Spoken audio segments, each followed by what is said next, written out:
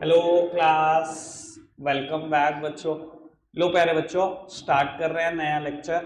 बेटा, हर क्वेश्चन से एक नई बात सीखनी है और एक दिन में हम एवरेजली 2 ही इलस्ट्रेशन अभी कर पा रहे हैं।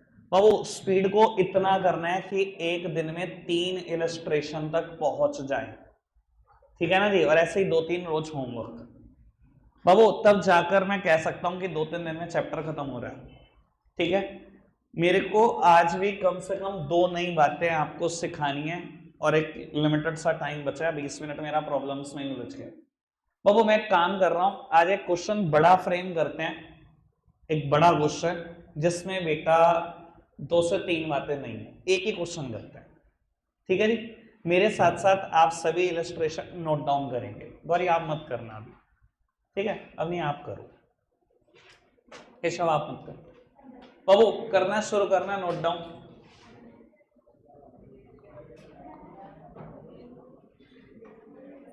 आज विद बैलेंस शीट क्वेश्चन करेंगे क्योंकि 2-3 बच्चों ने आज मुझे कह दिया बैलेंस शीट में दिक्कत आ रही है। आज मैं बैलेंस शीट कराऊंगा, ठीक है जी। बाबू ये मेरी फेवरेट ऑर्गेनाइजेशन है, मैंने सोचा है जब मैं बहुत बड़ा एंटरप्रेन्योर बनूंगा तो अपनी ऑर्गेनाइजेशन का नाम ये रखूंगा। ये मेरे को बड़ा प्यारा नाम है बाबू, मेरी कंपनी का नाम है Messrs fraud and fraud limited. इसमें बाबू बस हम 3-4 लोग ही हैं, एक मैं हूं, एक केशव है, एक रौनक है, एक कंच है। बस हम ये 3-4 लोग हैं इसमें, हमारा काम ही है बाबू, और क्या करें, ठीक है ना जी।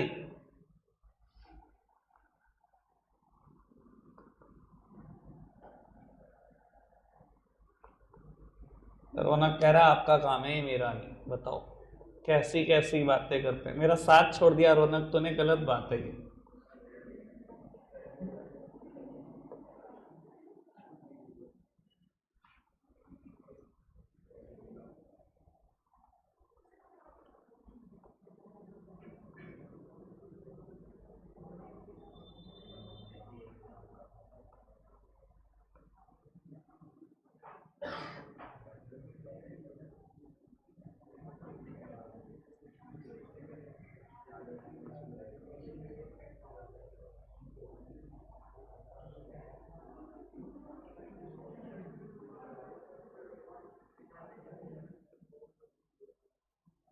रौनक और वो नोट डाउन करो, बस स्पीड बढ़ा लो। कैश बैलेंस है 3 लाख, बैंक बैलेंस है 1 लाख।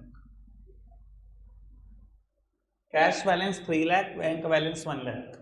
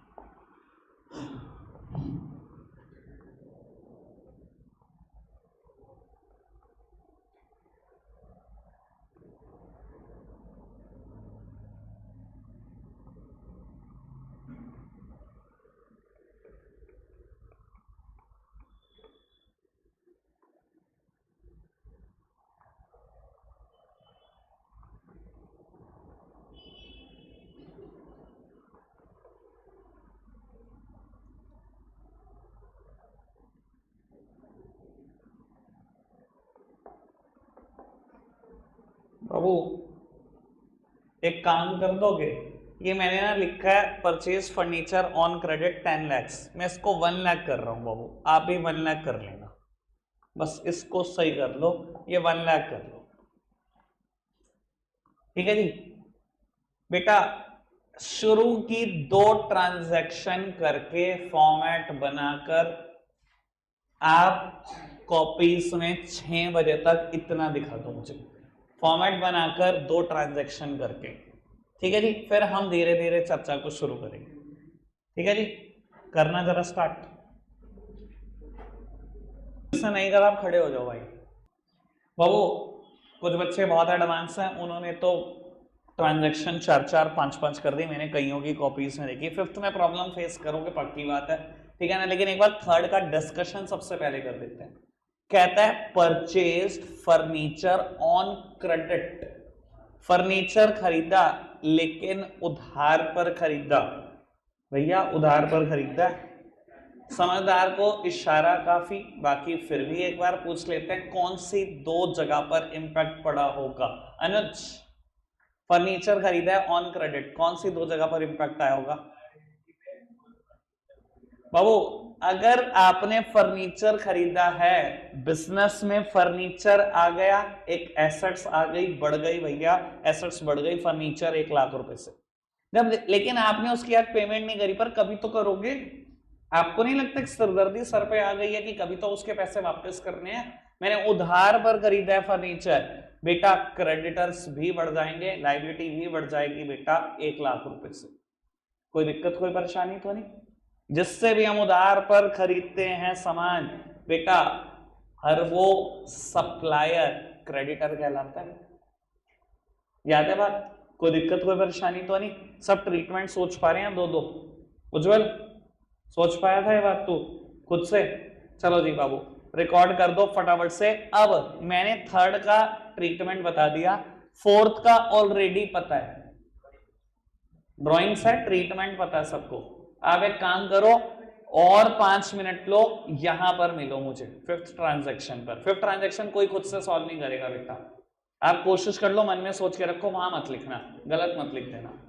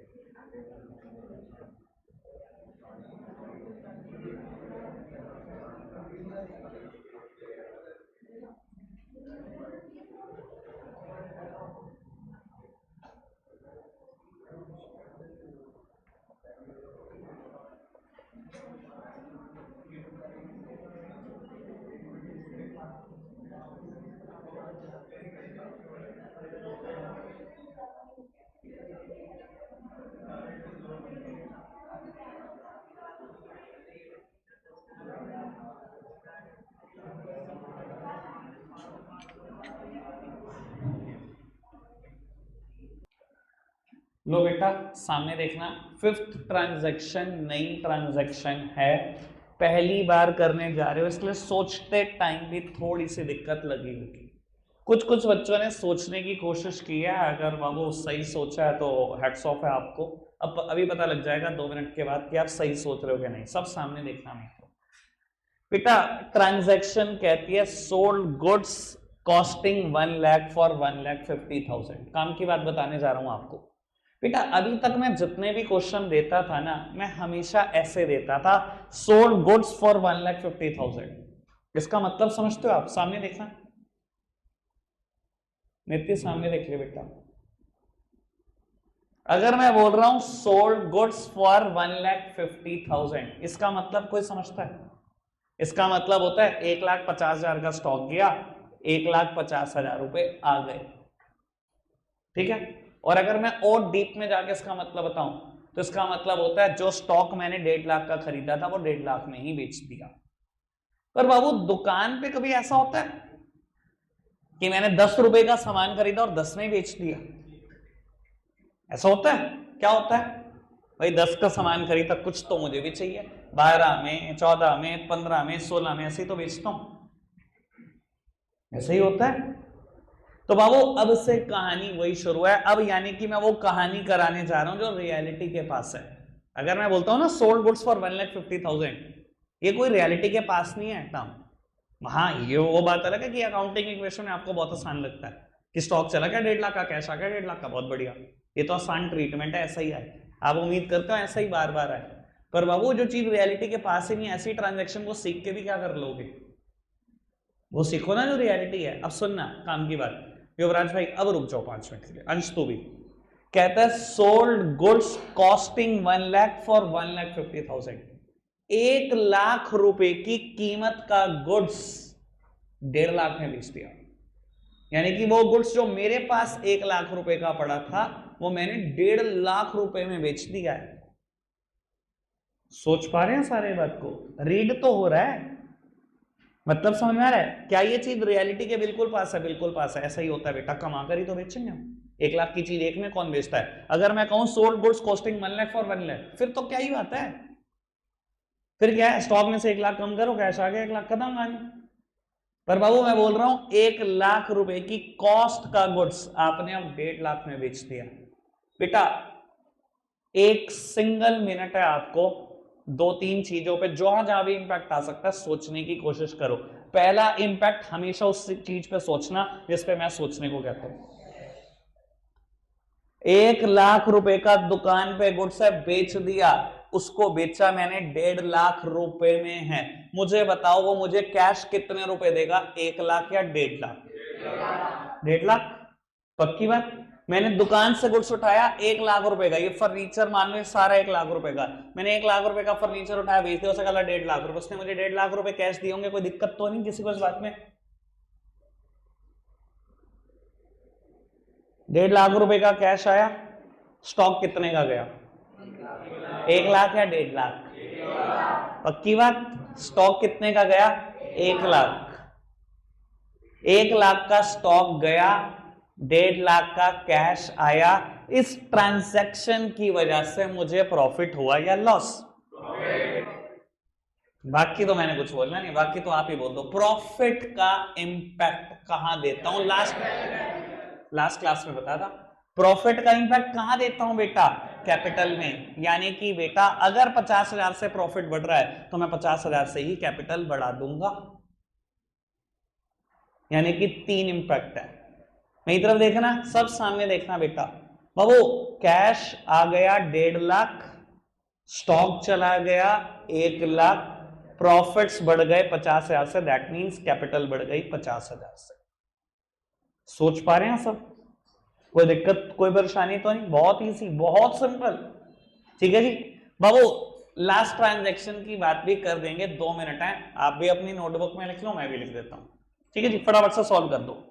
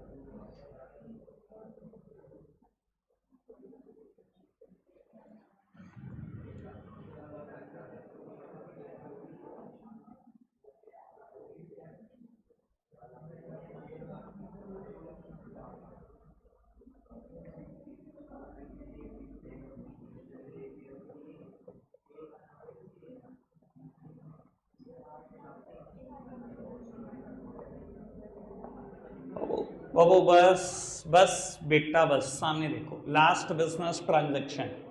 अनुज भाई वेट फॉर मिनट।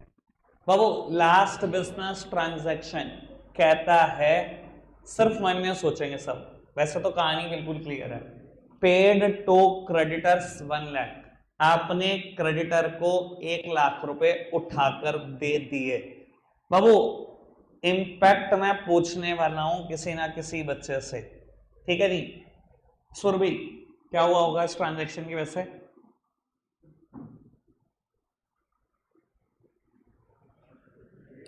बाबू एक इम्पैक्ट इसने बोल दिया कैश कम हो जाएगा। ऑब्वियसली बेटा अगर मैंने क्रेडिटर को पे किया है, मैंने कभी नहीं बताया कैसे, तो कैश में पे किया होगा, कैश बैलेंस कम हो जाएगा 1 लाख से। बहुत बढ़िया। और दूसरी बात,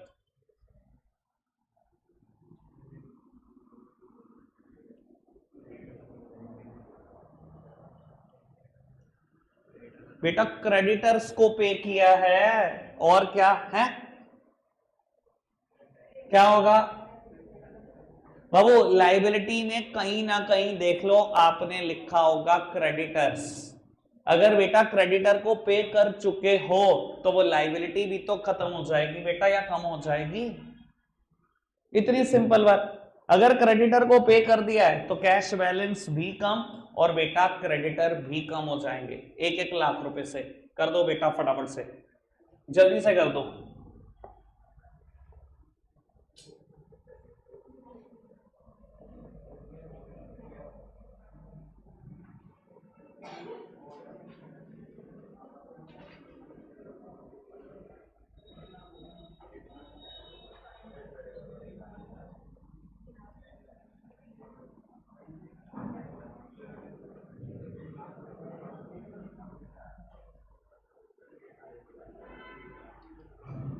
बाबू इसके बाद सब सामने देखो, मैं बैलेंस शीट भी बना रहा हूं। मैंने कहा था मैं बैलेंस शीट जरूर बनाऊंगा, और मैंने लास्ट लेक्चर में कहा था हर 4-5 दिन में एक आध बैलेंस शीट में बना दिया करूंगा। बेटा सब सामने देखना और एक बार बैलेंस शीट भी देख लो बेटा इस क्वेश्चन की। एक बात और बाबू, अगर आपने लिखा है क्रेडिटर 1 लाख के थे और 1 लाख उनको पेमेंट कर दिया, अब कुछ भी नहीं देना। अगर आपने 0 भी लिखा मुझे कोई दिक्कत नहीं, अगर नहीं भी लिखा तो भी मुझे कोई दिक्कत नहीं, मैंने तो कुछ भी नहीं लिखा। दूसरी बात बेटा, अगर कोई चीज 0 हो चुकी होती है तो उसका डिस्कशन बैलेंस शीट में नहीं आएगा। ठीक है ना जी? चाहे वो पहले कोई चीज थी, लेकिन अगर एक बार मैं पे कर चुका हूं, वो 0 हो चुकी है, तो उसका डिस्कशन अब बैलेंस शीट में नहीं आएगा। ठीक है जी? यानी कि बैलेंस शीट बनेगी कैसे, सब सामने देखना, सब सामने देखो भाई। 1 मिनट के लिए मत बनाओगे, कुछ हो थोड़े जाएगा। हमारी बिल्ली हमें ही म्याऊं करोगे, हमने ही सिखाया। अब हमारी बिल्ली हमें ही म्याऊं कर रही, बताओ। लो सामने देखना बेटा, सबसे पहले मैं लिखूंगा बैलेंस शीट ऑफ, जो भी फर्म नेम है वो लिखूंगा। क्या क्वेश्चन में फर्म नेम गिवन है? गिवन है, Messrs fraud and fraud limited. मैं तो कह रहा हूं कितना प्यारा नाम, मैं तो कह रहा हूं मेरे प्यारे बच्चों अपनी आने वाली सभी फर्म का नाम यही रखे, Messrs fraud and fraud limited. कितना प्यारा नाम है ये। ठीक है जी। एज एट बैलेंस शीट का आखिरी दिन, मतलब फाइनेंशियल ईयर का आखिरी दिन। बाबू क्या मैंने कोई क्वेश्चन में फाइनेंशियल ईयर दिया आपको? नहीं दिया, तो बाबू इस कॉलम को लेफ्ट रहने दो, ऐसे ही छोड़ दो। ठीक है जी। उसके बाद बेटा दिखने में बैलेंस शीट टी शेप होती है, देखो टी दिखाई दे रहा है आपको। ठीक है जी। इसके बाद हम इसको कॉलम में डिवाइड कर देते हैं। बाबू टोटल 4 कॉलम हैं। First column is of liability, second column is of amount, third column is of assets, fourth column is of amount.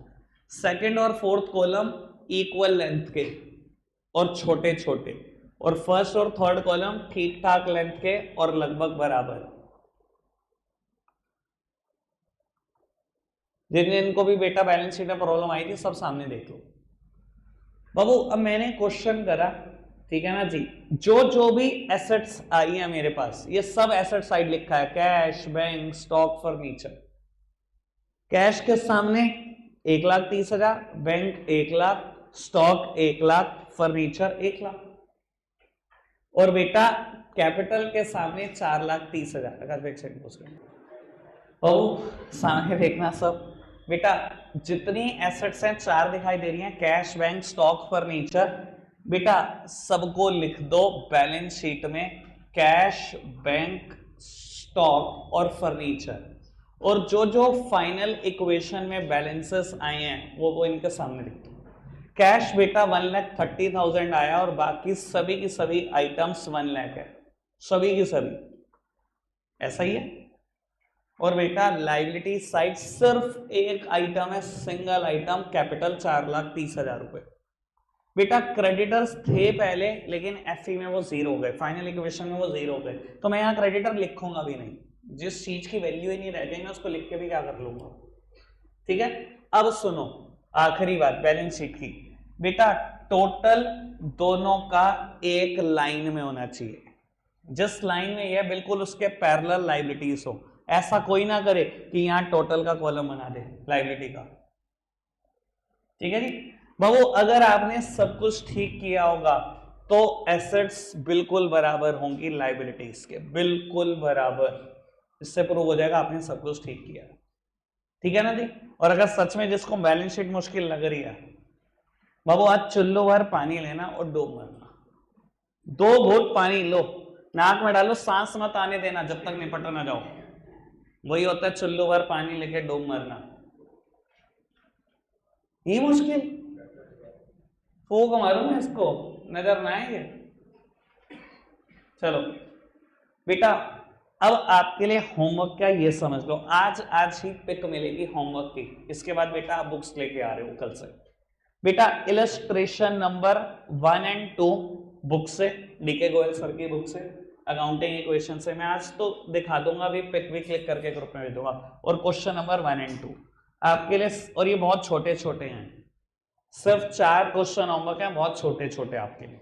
ठीक है जी, कल से बेटा ध्यान रख लेना, नियम ये होगा कोई बच्चा बैच में एंट्री नहीं लेगा, उस गेट पे पहले होमवर्क चेक होगा, जिसका नहीं होगा वो वहीं से वहीं पहले घर जा रहा होगा। रखते हैं आज के लिए इतना ही है प्यारे बच्चों, बाय बाय।